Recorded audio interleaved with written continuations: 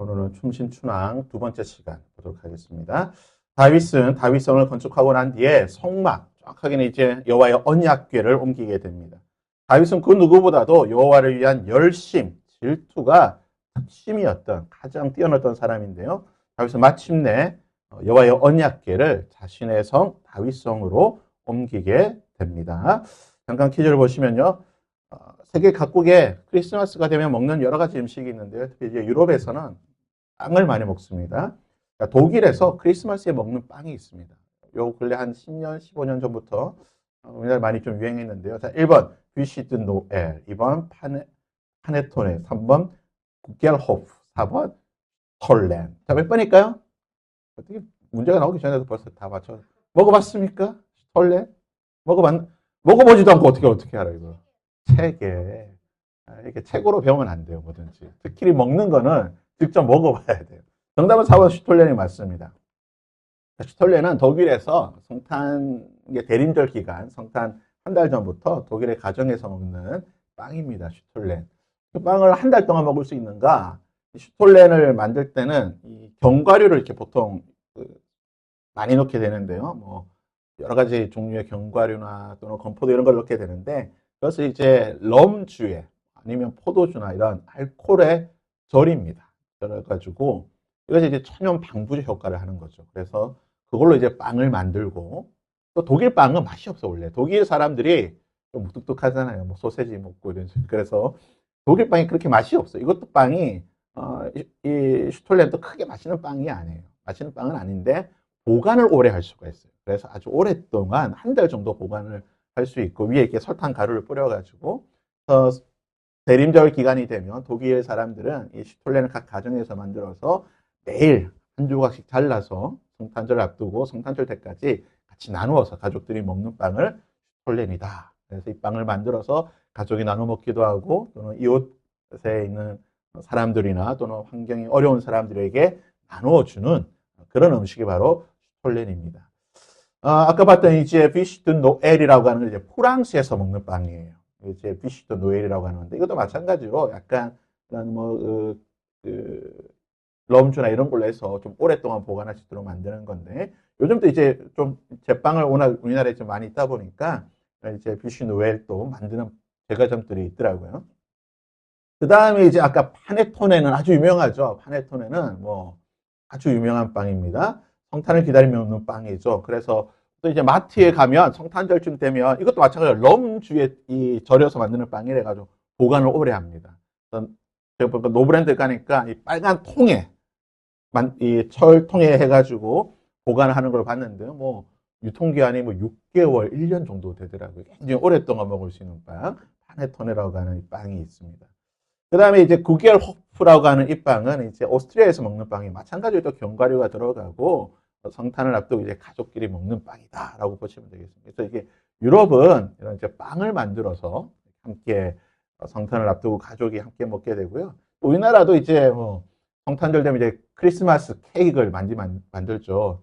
우리 생일도 아닌데 예수님 생일이라고 안 믿는 사람들이 이렇게 챙겨주는 거 보면 예수님을 위해서 챙기는 건지 자신을 위해서 챙기는 건지 모르겠지만, 우리나라에서 가장 성탄절에 되면 유명한 빵이 있죠. 신라 호텔에 올해도 나오는 빵이던데요. 보니까 신라 호텔에서 만든 크리스마스 케이크입니다. 왼편에 보이는 게 50만 원짜리예요. 케이크 안에 50만 원. 한 조각에 뭐 몇만 원씩 하겠죠. 먹어본 뭐 유튜브들 말에 따르면 맛있다고는 해요. 근데 50만 원을 태우기에는 그렇죠. 오른쪽에 있는 곰이 마찬가지로 초코 케이크입니다. 35만 원짜리예요. 머리 하나가 15만 원 정도 되겠네요. 머리 하나가. 엄청나죠? 이 크리스마스 시즌 되면 이렇게 시리즈로 나온다고 해요. 그 하얀색 트리로 나오는 것도 크리스마스 케이크인데 그건 18만 원 정도. 이것도 여전히 비싸죠. 옆에 있는 게 저게 뭐 몇만 원 안 할 것 같지만 16만 5천 원입니다. 비쌉니다. 돈 많이 버십시오. 돈 많이 벌어야지 뭐 케이크 하나 사 먹지. 제일 싼 게 보니까요. 얼마짜리일까요? 신라 호텔에 이번에 나온 제일 싼 케이크. 제일 싼 게 얼마나 할까요? 무려 8만 원입니다. 이게 8만 원짜리. 이게 케이크예요. 뭐 커먼 덩어리 하나 만들어놓고 8만 원을 받아먹는 이 양심 없는 이 신라 호텔 사람들. 그렇지만 벌써 다 솔드아웃 되고 주문이 축조하고 있다고 하는 그런 뉴스를 보게 됩니다. 자, 우리 이런 이제 넘사벽인 저런 클래스 높은 사람들이나 하는 거고, 우리 같은 서민은 뭐 먹어야 됩니까? 그렇죠. 파리바게트나 베라가고, 그다음 투썸에 나오는 생초 같은 거 이런 거 먹으면 됩니다. 크리스마스 그 스타벅스에도 있고요. 올해 나오는 이제 뭐 베라 케이크도 있고 아이스크림 좋아하시면 베라 케이크 드시고요. 그다음에 뭐 빠바에도 이렇게 케이크 많이 나옵니다. 하지만 이런 것도 여전히 비싸죠. 한 3만 원, 4만 원 줘야지 먹을 수 있는. 왜냐면 물가가 아주 또 이제 점점 올라서 크리스마스 제일 싼 게 뭡니까? 그냥 만들어 드십시오. 그냥 만들어 먹으면 됩니다. 아니면 제일 좋은 게 뭘까요? 군대에서 먹는 케이크 있죠. 초코파이, 네, 종류별로 쌓아서 만들면 이게 제일 싸게 먹는 겁니다. 미국의 크리스마스 음식은 뭐가 있을까요? 미국은 크리스마스 하면 그렇죠. 칠면조. 그 추수감사절부터 해가지고 미국은 이런 칠면조를 비롯해서 여러 가지 원래 뭐 전통이 없는 사람들이기 때문에 그냥 이것저것 잡다한 걸 다 먹습니다. 그래서 미국의 크리스마스는 이 음식은 유명한 게 칠면조가 있고 여러분 영국은 세계적으로 영국의 음식이 맛이 없잖아요. 제일 맛없는 음식이 영국의 칩스 그 생선이랑 감자튀김 나온 거 제일 세계에서 제일 맛없는 요리 중에 하나라고 나오는데 영국의 크리스마스 음식을 보니까 얘네들 음식 갖고 자꾸 장난치는 것 같아요. 예, 이런 거 푸딩이 제일 유명하대요. 푸딩. 그래서 영국에 유학했던 분들이나 영국 사실 분들은 크리스마스 때 이런 푸딩 이 얼마나 맛이 없으면 푸딩에 불을 질러가지고 이게 이제 뭐 이렇게 퍼포먼스를 이렇게 한다고 하는데 영국은 이렇게 푸딩을 크리스마스 음식으로 먹는다고 합니다. 여러 가지 이제 크리스마스 세계 음식을 찾으면서 아주 특이한 걸 봤는데 러시아의 크리스마스 음식이 있습니다. 이게 러시아의 크리스마스 음식은 슈바라고 하는 겁니다. 케이크처럼 보이죠? 자세히 한번 보세요. 맨 밑에 게 뭐처럼 보입니까? 예, 정어리 생선이라고요. 생선. 그러니까 추운 나라 쪽이라서 북해 쪽이라서 이쪽 노르웨이도 마찬가지고 이런 극지방의 추운 지방의 사람들은 이 정어리라든지 이런 생선을 절여서 이걸 이제 케이크처럼 만드는데 이것만 먹으면 맛이 없으니까 여러 가지 야채도 넣고 이것저것 다 해가지고 케이크처럼 만들어서 먹는 이게 러시아뿐만 아니라 저런 이제 극지방에 있는 그런 지역들은 이런 음식을 먹는다라고 하는 것을 보게 됩니다. 네, 뭐 크리스마스죠. 네, 뭐 우리는 뭘 먹을지 모르겠지만 먹는 것보다는 우리가 예수님의 탄생을 기뻐하고 축하하는 게 더 우리에게 우선이 되어야 될 줄 믿습니다. 자, 우리의 문제 한번 오늘 본문의 말씀을 한번 쭉 찾아볼 텐데요. 우리 지난주에 봤던 법궤를 옮기는 1차, 2차의 시도가 있었습니다. 1차 시도가 실패하고 2차 시도를 하게 되는데요. 법궤, 언약궤를 옮기게 되었던 1차 시도가 실패한 이유가 무엇인가? 6절과 7절을 보시면 이렇게 기록하죠. 그들이 나곤의 타작마당에 이르러서 소들이 띠므로 우사가 손을 들어 여호와의 궤를 붙잡았더니 여호와 하나님이 우사가 잘못함으로 말미암아 진노하사 그를 그곳에서 치시니 그가 거기 하나님의 궤 곁에서 죽으니라.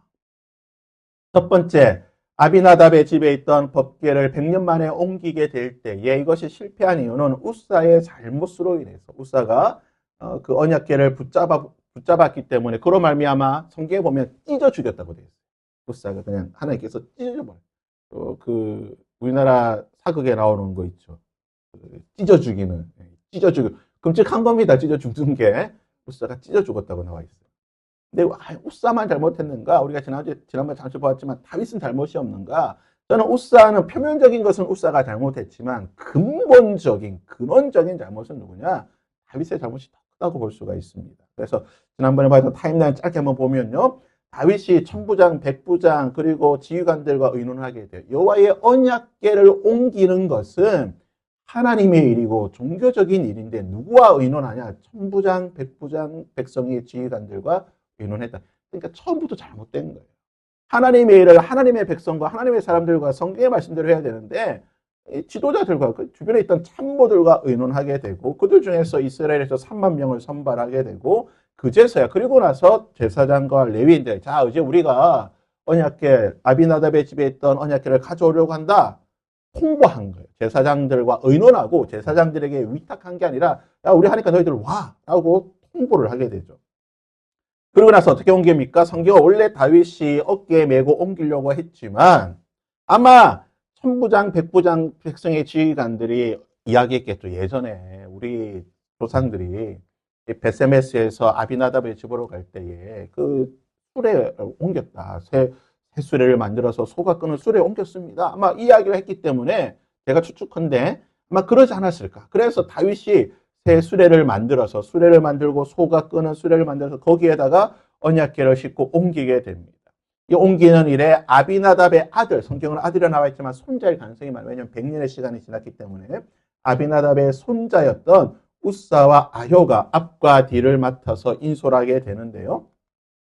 성경에 보면 아비나답의 집이 산 위에 있습니다. 700m, 800m 되는 산 고지에 있고 좀 이제 내리막으로 내려와야 돼요. 그래서 소가 내리막길을 평지 쪽으로 내려오기 위해서 소가 끌고 가는데 성경에 보니까 3만 명, 다윗이 3만 명과 함께 그리고 수많은 악기들이 동원이 되죠. 각종 악기들이 동원이 되어서 찬양합니다. 다윗이 찬양하고 3만 명이 찬양하니까 얼마나 시끄럽게 해서요. 한두 명이 아니라 3만 명. 쉽게 생각해서 지금은 락 콘서트가 열렸다고 생각해봐요. 여름에 뭐 지산 락 콘서트 같은 그런 락 페스티벌이 열려있는데 거기서 수만 명이 한 번에 소리치며 뛰면 어떻게 해야 돼요? 천지가 진동하는 거예요. 소가 가만히 있는 게 이상해. 그 소가 가만히 있으면 그 소는 죽은 소거나 기가 먼 소거나 아니면 멍청하거나 소로서 역할을 못하는 거죠. 3만 명이 소리치면 소가 미쳐 날뛰는 게 당연한 거예요. 그럼에도 불구하고 다윗과 온 이스라엘 그 3만 명이 성경에 보면 힘을 다하여 뛰놀며 노래다. 힘을 다해 그냥 완전히 그냥 온 힘을 다해서 춤췄다는 거예요. 그러니까 소가 어떻게 됩니까? 미쳐 날뛰는 거죠. 그 소리에 진동하니까. 성경을 보게 되면 나곤에 이제 그 역대하에 보면 이제 기돈이라는 이름으로 이제 바뀌어서 나오긴 하지만 이 나곤이라고 하는 사람의 타작마당에서 소들이 놀라서 뛰었다고 나와 있는데 히브리어 성경에 보면 이제 샴마트라고 해가지고 이것은 미끄러지는데 어떻게 보면 뭔가에 걸려서 미끄러졌다는 거예요. 그러니까 소들이 막 놀래가지고 이리저리 뛰다가 아마 돌뿌리에 걸리지 않았을까. 더구나 이곳이 어디야? 타작마당이라 나와 있잖아요. 그러니까 타작마당은 보통 어떻게 되어 있냐면 좀 이따 보여드리겠지만 평지보다 조금 높은 곳에 위치합니다. 왜냐하면 바람이 불어서 그 타작한 쭉정이들을 날려보내고 알곡만 남기 위해서 조금은 높게 타작마당이 건설이 돼요. 그러니까 아마 이 소들이 이 달 가다가 갑자기 3만 명이 미친 듯이 너무 소리치니까 소들도 덩달아서 놀래가지고 뛰다가 이 나곤의 타작마당에 걸려서 넘어지게 되고 그러니까 뒤에 있던 수레가 같이 흔들려서 수레가 미끄러지려고 하니까 우사가 손을 들어서 넘어지려고 하는 언약궤를 붙잡았어요. 근데 이 사실에 대해서 하나님께서 진노하사 우사를 치셨다고 나와요. 그래서 우리가 이 본문을 볼 때 어떤 관점에서 보냐? 우사가 잘못했다라고 우리 많이 해석해요. 그렇죠? 보통 그렇게 해석을 해요. 왜냐하면 언약궤가 넘어지는데 그것을 하나님의 언약궤는 레위인 외에는 잡을 수가 없는데 우사가 잡았기 때문에 우사의 잘못이다. 그래서 하나님께서 우사가 잘못함으로 말미암아 진노하셨다고 표현하고 있지만 근원적인 잘못은 누굽니까? 다윗이에요. 하나님의 언약궤를 옮기는 일에 좀 더 신중하고 주의를 기울이고 하나님의 말씀대로 일을 해야 되는데 다윗은 너무 쉽게 생각했다. 그냥 열정이 있으니까 하나님이 일을 하는데 이거 하면 돼. 우리가 하나님이 일하는데 뭐가 걸릴 게 뭐가 있어. 우리가 하면 돼. 하다가 이 사태가 벌어진 겁니다. 언약궤를 몰던 소는 어떤 소입니까? 아마 추측컨대 사무엘상 6장에 보면은 베세메스로 가던 소들은 한 번도 나귀를 수레를 매지 않았던 그 암소들을 끌고 갔거든. 한 번도 멍에를 매지 않았던 소기 때문에 아마 똑같은 방식을 했을 것 같아요. 왜냐하면 이 모습이 지금 사무엘상 17장에 사무엘상 하 6장에 나오는 모습이랑 너무나 일치되기 때문에 제가 보기에는 다윗이 100%입니다. 아마 이 지휘관들, 그 역사적으로 우리가 이렇게 했으니까 해도 됩니다라는 이야기를 듣고 아마 똑같은 방식으로 했던 것 같아요. 그래서 소 2마리를 끌고 데리고 온 거죠. 그런데 뭡니까? 소라고 하는 것이 우리가 뭐 로데오 축제를 미국의 로데오 축제를 보면 어때요? 소들이 미쳐 날뛰잖아요. 그 소들은 무슨 소들이냐? 한 번도 사람이 그 등에 타지 않은 소들은요, 미쳐 날뛰게 되어 있는 거예요. 그러니까 성경에 보면 소의 특성이 뭐라고 되어 있습니까? 소가 본래 받는 버릇이 있다. 어떤 소들은 그냥 미친 듯이 그냥 들이받고 날뛰는 버릇이 있는 소가 있다라고 성경도 분명히 기록하고 있어요. 더군다나 다윗이 누굽니까? 다윗은 목자 출신이에요. 소와 양에 대해서 누구보다도 잘 아는 사람이에요. 그래서 소라고 하는 거는 저렇게 얌전하게 있지만 한 번씩 미쳐 날뛸 수도 있다라는 것을 다윗은 경험적으로 아는 사람이에요. 그럼에도 불구하고 다윗이 너무 안일하게 하나님의 일을 함에 있어서 너무 안일하게 이 일을 하게 되는 거예요. 그러면 우사의 잘못은 무엇입니까? 습관을 벗어나지 못했다는 거죠. 왜냐? 우사는 자신의 집에 지금 100년 동안 조상 대대로 할아버지 때부터 증조 할아버지부터 이게 대대로 이 언약궤가 보관이 되어 있다 보니까 언약궤에 대해서 어떤 이게 뭐 항상 뭐 보는 거니까 항상 보고 관리 성경에서 이제 관리 지켰다고 되어 있는데 언약궤를 지키려고 하면 어쨌거나 근거를 해서 봐야 되잖아요. 이 언약궤가 무슨 문제가 있는가. 그러니까 항상 가까이 하다 보니까 언약궤에 대한 좀 조심성을 잃어버리지 않았을까. 하나님의 이 성물을 지키는 것에 대한 주의력이 좀 떨어지지 않았을까 생각이 됩니다. 그리고 그는 비록 레위 자손이랄지라도 언약궤는 제사장 외에는 결코 만져서는 안 되는데 또한 이 사실을 아마 잊어버리지 않았을까. 그래서 말씀에 대한 부주의함이 결국은 우사의 죽음으로 귀결이 되었다고 볼 수가 있습니다. 그래서 참 어떻게 보면 우리가 인간적으로 생각하면 언약궤가 넘어지는 거니까 붙잡아야 되지 않나 라고 생각이 되죠. 저도 그렇게 생각합니다. 그럼에도 불구하고 우사가 죽었다고 하는 것은 하나님께서 이 모든 과정에 대해서 결코 하나님께서 기뻐하지 않으셨다는 거예요. 만약에 하나님께서 기뻐하셨다고 한다면 이런 일들이 일어나지 않아요. 그냥 순탄하게 진행이 돼야 되고 혹시나 이 우사가 잡더라도 뭐 별일이 없어야 되는데 하나님이 이 일에 대해서 기뻐하지 않으셨다는 것이 이 사건을 통해서 볼 수가 있습니다. 다윗의 문제는 뭡니까? 본래 성경은 역대하 13장 5절에 보면 하나님의 궤를 매려고 했어. 처음에 매려고 했는데 갑자기 바꿨다는 거죠. 그 지휘관들의 의견을 듣고 원래 하나님의 말씀대로가 아닌 자신의 경험에 따라서 하나님의 일을 하려고 하는 겁니다.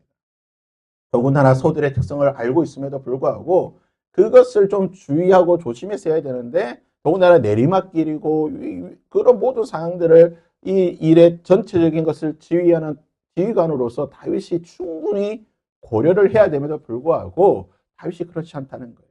그래서 다윗이 1차 때는 지휘관들과 의논하게 되지만 2차 때는 이제 자신의 잘못을 깨달아서 제사장들과 함께 의논하면서 우리가 일을 어떻게 해야 될까?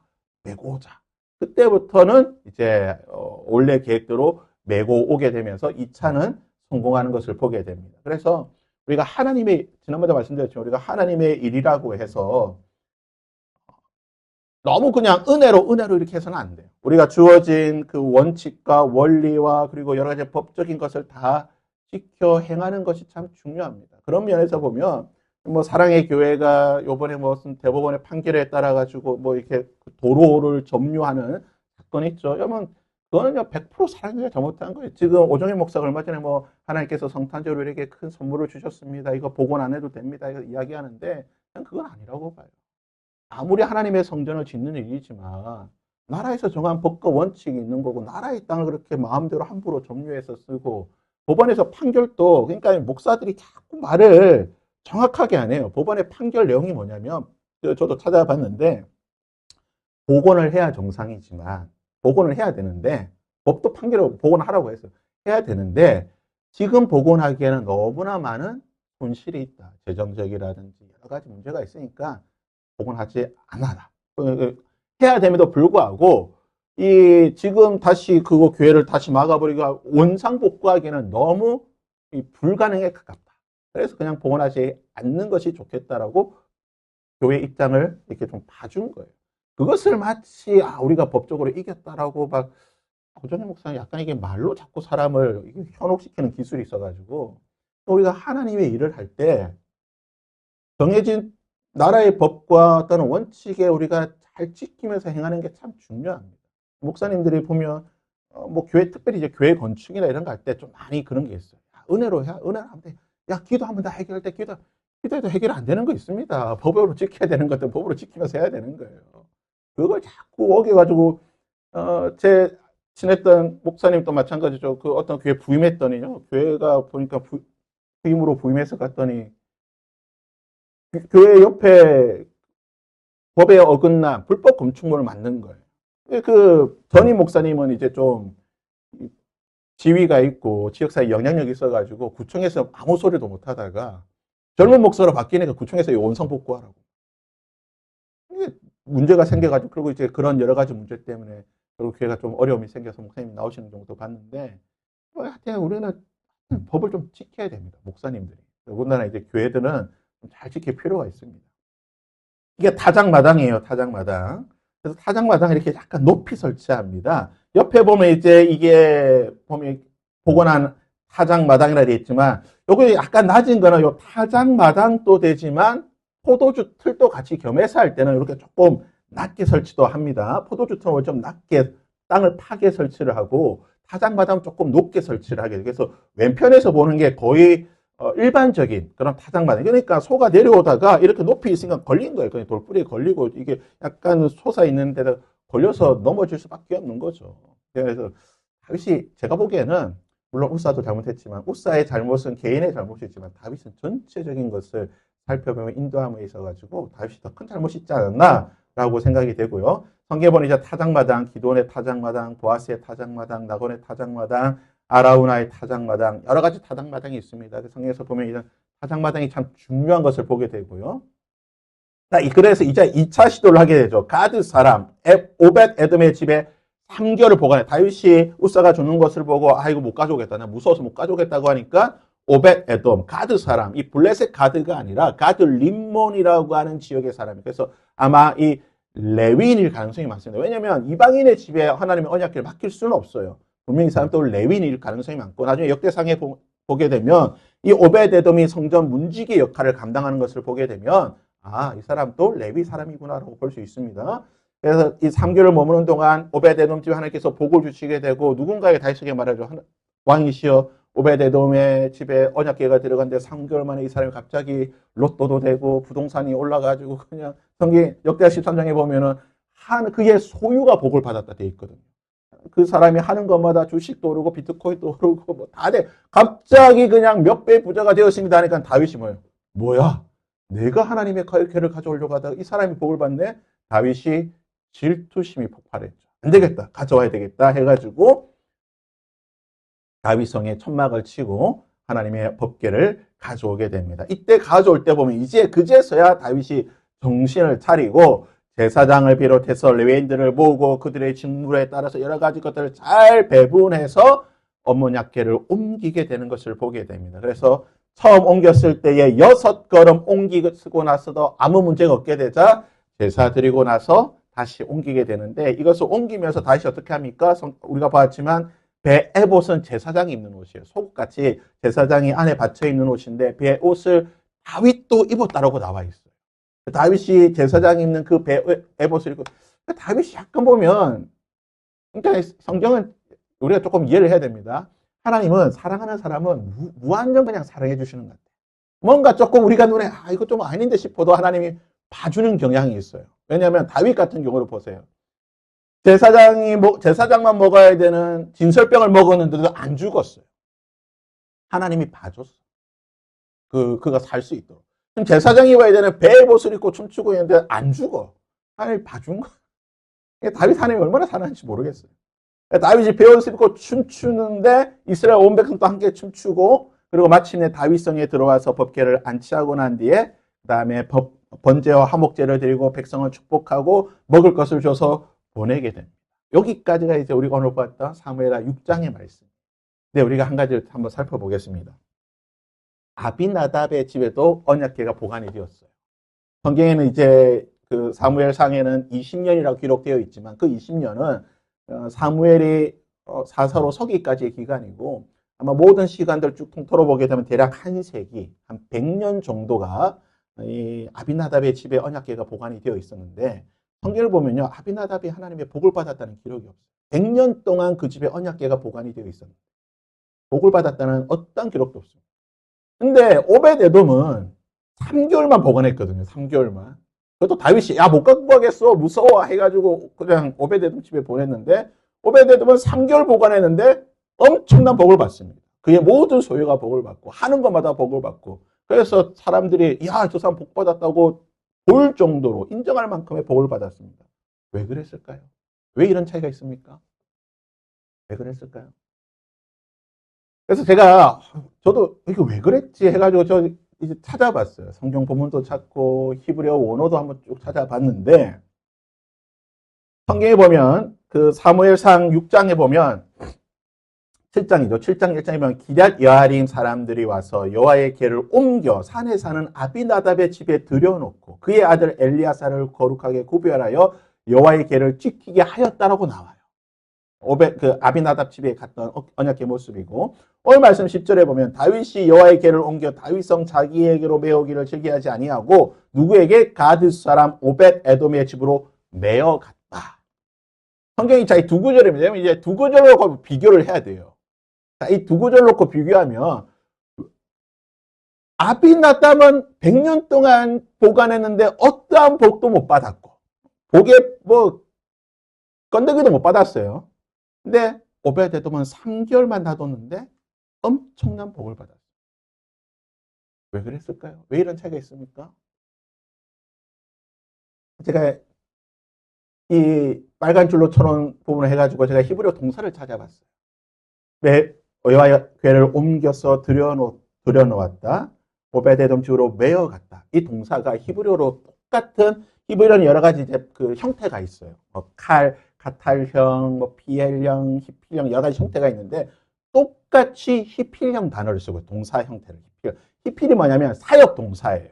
그러니까 내가 한 게 아니라 누군가가 나에게 시킨 거야. 내가 자원해서 한 게 아니에요. 그러니까 오벳에돔도 내가 원해서 한 게 아니고 아비나답도 내가 원해서 한 게 아니에요. 둘 다 그냥 어쩔 수 없이 한 거야. 아비나답도 기럇 여아림 사람들이 와가지고 야 가져가, 네 레위인이잖아, 가져가 해서 가져간 거고 오벳에돔도 야 너 제사장이잖아, 가져가, 레위인이 가져가 해서 가져간 거예요. 그런데 둘 다 결과는 달라요. 한 사람은 100년을 보관했는데 어떠한 것도 오히려 자식들이 죽었고 한 사람은 3개월만 가지고 있는데 복을 받았어요. 왜 이래 됐을까요? 정답은 뭡니까? 하나님 마음. 저도 몰라요. 제가 아무리 묵상하고 이 관련돼 가지고 주석도 찾아보고 뭐 설교도 여러 가지 찾아봤는데 한계가 자는 소리가 뭐냐면 아비나답은 하나님 이 언약궤에 대해서 성실하지 못했다. 이게 너무 이게 좀 쉽게 생각했다. 좀 귀하게 생각하지 않았다. 이에 반해서 오벳에돔은 언약궤를 귀하게 존중히 여겼다라고 이렇게 많이 주석을 하고 해석하는데 그거는 그 사람 생각이에요. 성경 본문 그대로 보면 어떤 것도 없어요. 성경 본문은 전혀 그런 뉘앙스가 없습니다. 똑같은 단어를 쓰고 있어요. 사역동사 그대로 쓰고 있는 거예요. 어쩔 수 없이 한 거야, 둘 다. 그럼에도 불구하고 누구는 복을 받고 누구는 복을 받지 못해요. 저는 그냥 생각해요. 하나님 마음. 하나님께서 야곱을 사랑하시고 에서를 미워했다. 하나님 왜 에서를 미워하고 야곱을 사랑하십니까? 몰라요. 성경에 이유가 없습니다. 하나님이 왜 야곱을 사랑했고 왜 에서를 미워했는지 이유 없어요. 그냥 하나님이 내가 야곱은 사랑하고 에서는 미워한다라고 말씀하신 거예요. 하나님 마음이에요. 마찬가지예요. 100년을 언약궤를 보관했지만 복을 못 받은 거 그냥 하나님의 뜻이에요. 그냥 그것으로 그냥 만족하는 거예요. 3개월을 보관했지만 하나님이 놀라운 복을 주신 거 그 사람의 복인 거예요. 하나님의 뜻인 거예요. 그러니까 우리가 하나님의 일을 할 때도 마찬가지예요. 하나님 내가 이렇게 했는데 왜 복 안 주십니까? 마음인 겁니다. 하나님 복 안 주시고 하나님께서 작정하신 거예요. 결정하신 거예요. 그렇게 우리의 삶에 하시기로 결정하신 거예요. 거기에 대해서 우리가 왈가왈부할 수 없다라는 거예요. 마찬가지로 누군가는 겨우 이거밖에 안 했는데 엄청난 복을 받았다. 우리가 질투할 수 있겠죠. 나는 평생을 수고하고 노동하고 정말 했는데 이 사람은 뭐 한 1년 예수 믿고 이렇게 하나님 이거 뭡니까? 라고 할 수 있겠지만 하나님의 뜻인 거예요. 우리가 거기에 대해서 우리는 뭡니까? 그냥 맡은 청직일 뿐이에요. 그냥 그 일에 대해서 할 뿐인 거예요. 그것을 복을 주시면 감사한 거고 은혜 주시면 감사한 거고 은혜 주시지 않고 복 안 주셨다고 해가지고 원망하고 따질 수 없다라는 겁니다. 그것이 우리의 일이기 때문에 아비나답은 레위인으로서 그가 당연히 해야 될 일일 뿐인 거예요. 100년 동안 그것을 지키는 게 그의 일인 것입니다. 오벳에돔 역시 마찬가지죠. 언약궤를 지키는 게 그의 일이에요. 비록 3개월 만에 복을 받았지만 그 3개월이든 3년이든 30년이든 아니면 아비나답처럼 100년을 지키더라도 그건 그의 일인 거예요. 우리가 하나님이 일을 할 때 그런 마음을 가지고 좀 돼야 됩니다. 조금은 어떻게 표현할까요? 좀 초월해서 하나님 쉽지가 않겠죠. 근데 내가 이렇게 죽도록 충성하는 하나님 저는 복 안 주십니까? 그런 마음을 생길 수 있겠지만 그럼에도 불구하고 우리는 나에게 주신 일에 대해 그냥 충성하는 게 청직이 된 우리의 자세다라고 생각하시면 되겠습니다. 요거 짧게 요 문제만 보고 지나가도록 하겠습니다. 다윗은 백성에게 무엇을 나눠주었습니까? 19절에 보면요. 모든 백성 곧 온 이스라엘 무리의 남녀에게 막론하고 떡 한 개, 고기 한 조각, 건포도 한 덩이를 주었다라고 되어 있습니다. 그래서 성경 보니까 떡 한 개, 고기 한 조각, 건포도 한 덩인데 우리 지금 성경 말고 옛날 개역 성경에 보게 되면 요 고기를 작은 글씨를 써놨어요.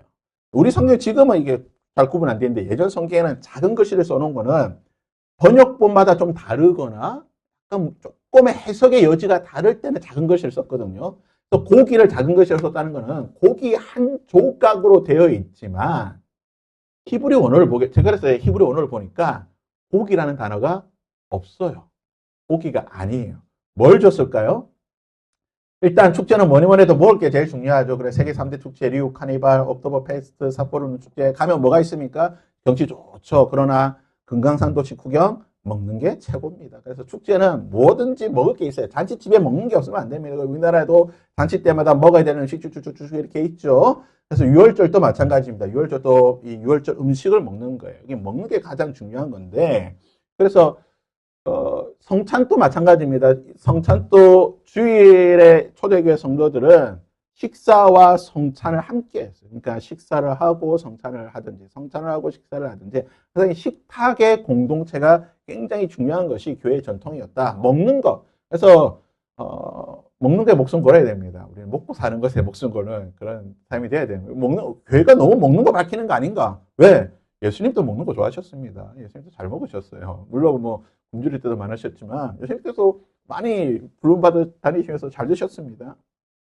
자, 빵입니다. 첫 번째 빵을 줬죠. 빵. 무슨 빵입니까? 요런 빵입니다. 우리 성찬 때 쓰는 빵이죠. 이스라엘 피타빵. 요런 빵입니다. 아니면 이렇게 난같이 보이는 아마 이런 빵 줬을 거예요. 그러니까 이런 빵을 잔치에 어떤 모든 사람들 뭐 수만 명, 수십만 명 줘야 되니까 얼마나 정신 없을까. 그냥 하루 종일 빵을 구워냈겠죠. 그다음에 고기 한 조각으로 번역이 되어 있는데 그게 고기가 아니라 히브리 언어로 보면 뭐냐면 대추 야자 과자.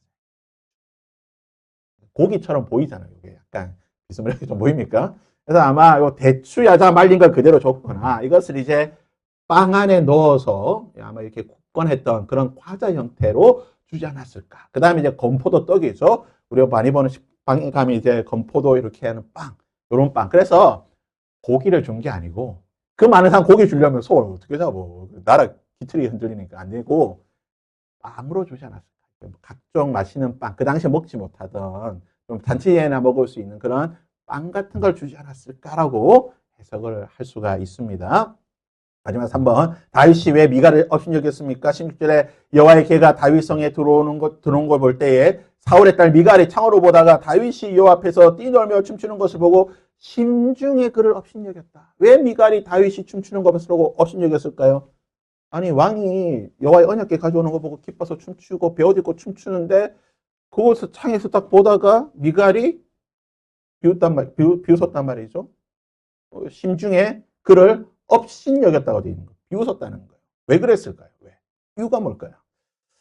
이게 얀드 브레이라고 하는 작가의 그 언약궤 앞에 춤추는 다윗입니다. 이게 지금 다윗이 아주 그냥 옷을 깔끔하게 입은 것으로 묘사가 되어 있죠. 아까 말씀드렸지만 배옷은 속옷이에요. 안에 받쳐 입는 속옷입니다. 안에 받쳐 있는 속옷인데 그래서 이와 관련된 영상 하나 짧은 거 보시겠습니다. 네, 그렇죠. 현장 상황이 정말 뜨겁습니다. 왕이 직접 춤추고 있다는 소식인데요. Why are you dancing so excitedly, Your Majesty? How can I not dance when the ark of the Lord has returned? Even more exciting. 이렇게 다윗이 춤추지 않았을까? 야, 요즘에 AI 기술이 뛰어납니다. AI 기술을 이렇게 해서 만드는 걸 제가 봤는데, 다시 한번 이렇게 했을 거예요. 그렇죠? 언약궤 앞에서 이게 성경 표현에 언약궤 앞에서 춤췄다고 되어 있잖아요. 지금 흰 속옷 입고. 근데 이게 왜 그러냐면 고대 근동의 풍습에 따르면 이게 이제 중세도 마찬가지고 왕이 행진할 때에 왕이 행차 이게 퍼레이드라고 하죠. 그래 뭐 전쟁에 승리하든지 이런 개선 행진할 때에 그 왕 앞에 광대들이 나와서 춤을 춰요. 광대들이 나와가지고 왕의 행차를 보면서 이 분위기를 돋구는 거예요. 사람들에게. 야, 우리 왕이 승리하는 우리의 왕이었다. 소리치며 춤추자. 해서 광대들이 앞에서 뛰면서 춤추는 게 이 고대 근동, 중세까지의 그런 풍습입니다. 다윗이 지금 무엇을 하고 있는 거예요? 왕임에도 불구하고 광대가 된 거예요. 오리지널 만왕의 왕 대신 여호와의 언약궤가 내 뒤에 있고 왕이 지금 행차하는데 만왕의 왕이 행차하시는데 내가 왕이 아니야. 나는 광대야. 나는 하나님 앞에서 광대처럼 춤추면서 사람들이 만왕의 왕 되신 하나님을 바라보고 기뻐할 수 있도록 나는 춤추는 거야. 다윗이 광대처럼 춤추고 있는 거예요. 이것을 지금 누가 본 거예요? 미갈이 본 거예요. 그래서 미갈은 누굽니까? 미갈은 공주잖아요, 공주. 사울의 딸이었잖아요.